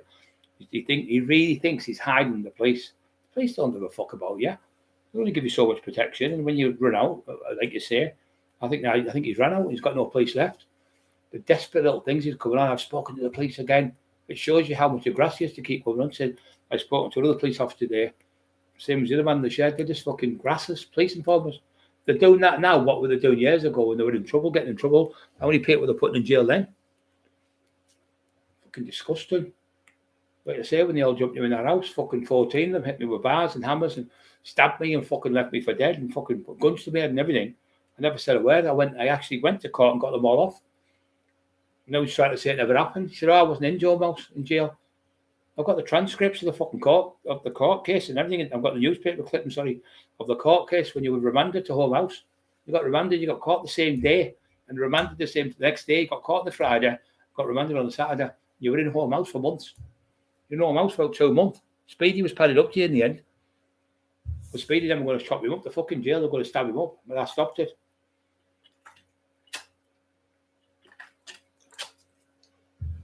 Then he's trying to say Speedy shot Viv Graves. Nothing to do with it. Fucking nothing to do with it. Then he's trying to say Speedy was shot by fucking Keith McQuaid and fucking Keith McQuaid and another lad. It didn't have nothing to do with it. Nothing whatsoever to do with it. The other lad was in jail. Keith McQuaid was doing about 16, 30 years in jail. I think 30 years in jail he was doing. You can't even get his stories right. So if them are lies, how many more the lies have you told? You just can't stop telling lies, making stories that don't even exist. Yeah, you know who the real one is sometimes, mate. Tony Cockerill, your book, mate, one of my favourites.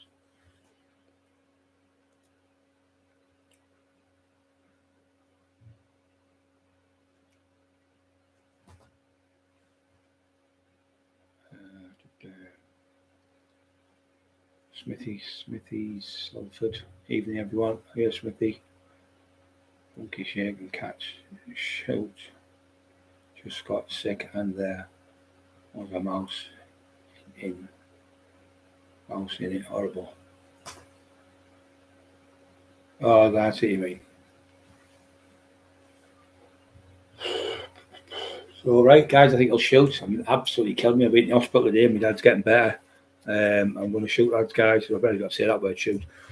Yeah, so I've had a few, like I say. I'll tell you the rest of the story. So, what about the shoots and stuff and armed robberies and kidnappings and shit I've been involved in, been blamed for, arrested for and remanded for, but never got convicted. Always one step ahead of the country. I used to say, you always seem to be 1 or 2 steps ahead. I said, I'm a company mile ahead of you. I'm jogging and you are walking. Never going to catch me with fuck all. So you really think the Tin Man's going to get me put away for saying something? If you come to my house to rape my wife, I'll stand up to you and fight violence for violence. What we're going to do? Just let him come in and rape Emma, like you said he would. I'll shoot Emma and kill my dog and rape the dog and rape Bobby.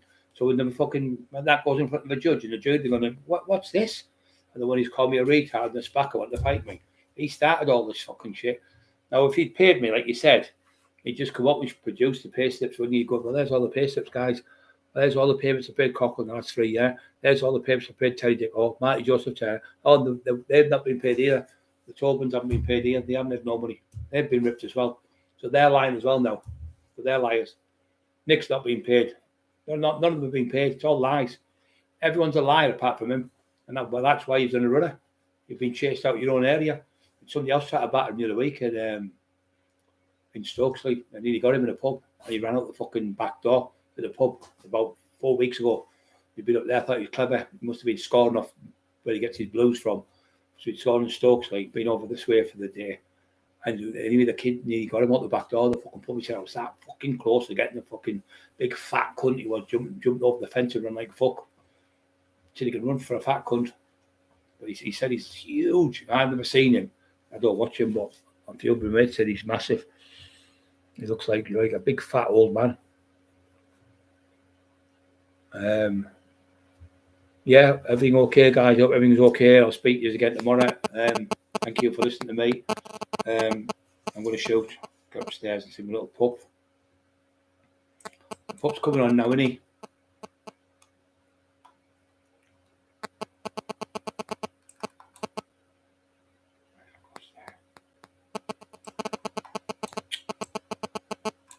Hey, I'm got good at this now.